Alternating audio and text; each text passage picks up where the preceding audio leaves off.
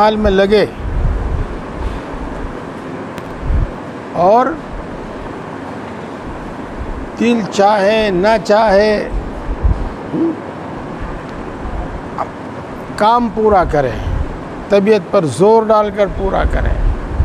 پچھلے مہینے یہی بات پورے 1 گھنٹے 1.5 گھنٹے سمجھائی گئی تھی۔ اعمال میں لگے بغیر اصلاح نہیں ہوگی، یاد رکھنا۔ ذکر سے، مراقبے سے دل کے اندر ایسی نرمی اور ایسی توجہ اللہ پیدا ہوتی ہے کہ اس سے اعمال کی رغبت پیدا ہو جاتی ہے، اعمال کی رغبت پیدا ہو جاتی ہے۔ جب تک اس میں نہیں لگیں گے، جب تک اس میں نہیں جڑیں گے، بات نہیں بنے گی۔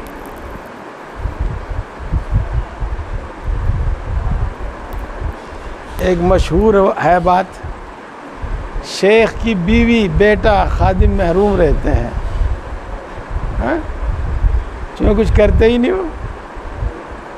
وہ کرتے ہی کچھ نہیں، اگر کرے تو وہ سب سے آگے جاویں،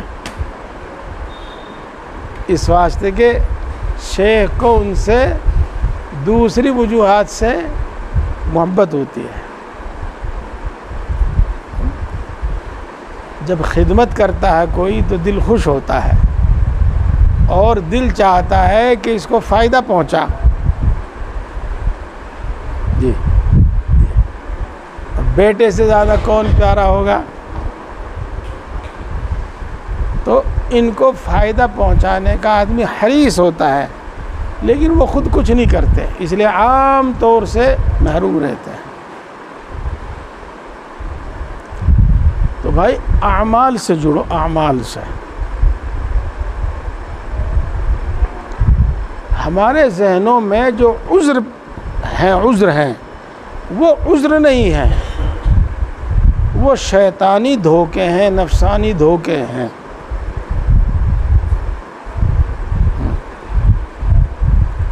تو ان سب چیزوں کو چھوڑ چھاڑ کے اعمال میں لگو۔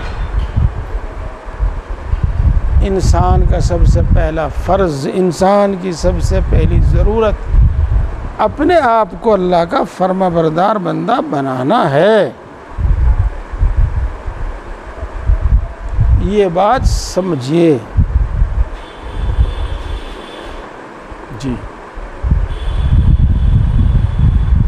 اگر آپ اللہ کے فرما بردار بندے ہیں تو چلو کچھ کرنے کی ضرورت نہیں، لیکن اگر نہیں تو اس وقت تک اپنا آپ پر محنت کرنی ہے جب تک یہ اللہ کا فرما بردار نہ ہو جائے، بلکہ اس سے بھی آگے۔ ہاں سنو، 3 کام ہیں، 3 کام، اور وہ تینوں اعمال سے متعلق ہیں، ایمان سے متعلق الگ ہیں۔ ہر حکم پورا کرنا، جس سے روکا ہے رک جانا، جس کا حکم دیا ہے اس کو کرنا، ایک کام، اور جس طرح کہا ہے اس طرح کرنا، جس طرح رسول اللہ صلی اللہ علیہ وسلم نے کر کے دکھایا ہے اس طرح کرنا۔ جی، یہ ہر مسلمان پر لازم اور ضروری ہے۔ اور سالک یا کہو صوفی، اس کے ذمے ایک اور چیز ہے، کثرت ذکر، کثرت نوافل۔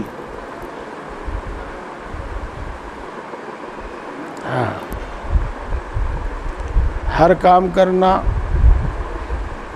ہمیشہ کرنا،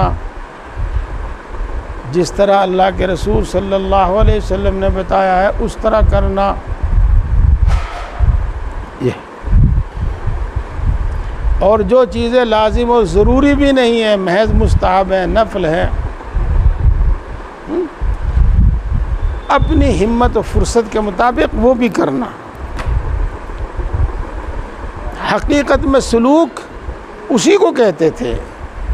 آج ہم جہاں پھنسے ہوئے ہیں، یہاں تو ہر مسلمان نمازی، ہر مسلمان روزہ رکھنے والا، زکوٰۃ دینے والا، گناہوں سے بچنے والا ہے، تو ہر مسلمان ہوتا تھا، ہر مسلمان ہوتا تھا.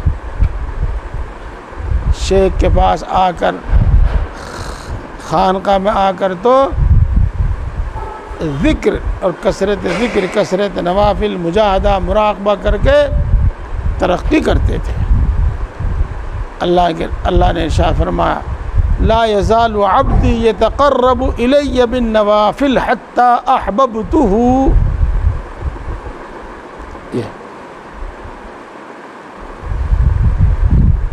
یہ بھی اللہ کے فضل، اللہ کے کرم سے عطا ہوا ایک علم ہے.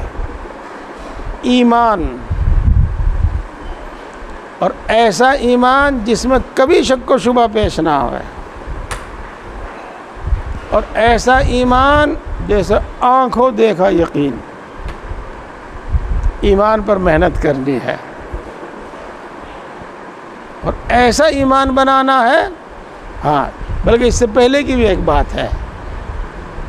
یہ باتیں کوئی ہمارے سامنے لازم اور ضروری نہیں تھی، ان کا بتانا کوئی مسئلہ نہیں تھا، لیکن آج کی گمراہی میں یہ باتیں بتانا ضروری ہو گیا ہے. ہاں، اہل سنت والجماعت کے عقیدوں کے مطابق اپنے عقیدے رکھنا اور ان میں کسی قسم کا شک و شبہ پیش نہ آوے، اور ایسا یقین ہو جیسا آنکھوں دیکھا یقین. ایمان کی محنت یہ ہے. اعمال کی محنت یہ ہے کہ اللہ کا ہر حکم پورا کرنا اور پابندی سے کرنا، اس طرح کرنا جس طرح اللہ کے رسول نے بتایا ہے، اس طرح کرنا. اس کے بعد پھر کچھ ذکر اور نوافل، کثرت ذکر، کثرت نوافل. اس کے لیے ہے محنت، لیکن اس کا پتہ ہی نہیں ہے. آج اس کا پتہ ہی نہیں ہے.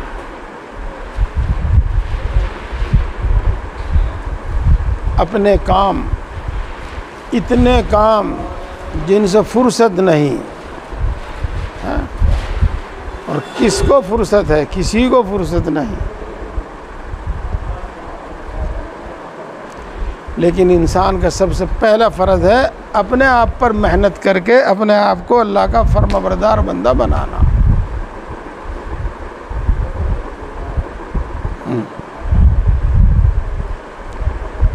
یہ محض کوئی رسم نہیں، اس کا کوئی دنیاوی مقصد، کوئی دنیاوی فائدہ نہیں.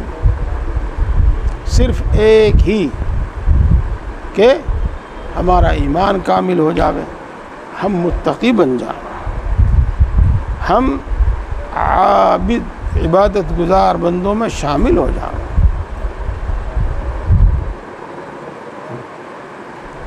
لیکن ہمیں کھانے کی، کپڑے کی، مکان کی، اولاد کی، اپنے ہم عصر، اپنے ساتھیوں سے بڑھ کر، ان سے افضل اور بن کر، ان پر فوقیت کے ساتھ زندگی گزارنے کی دھن سوار ہے.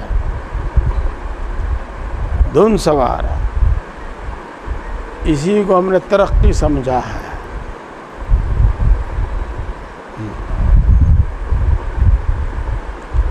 یاد رکھو، پہلے ایمان کامل کرو، پھر تقوی اختیار کرو. ایمان اور تقوی، پھر کثرت ذکر، کثرت نوافل. سمجھو، اب ان باتوں کا سمجھانے والا تمہیں کم ملے گا، دکھتے نہیں، نظر نہیں آتے. صرف رسم و رواج میں الجھے ہوئے ہیں.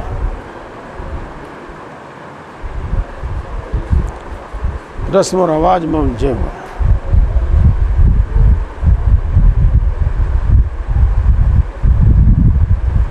اچھا بھائی، مہمان حضرات بیٹھے ہیں. پہلے مہمان بیٹھ جائیں.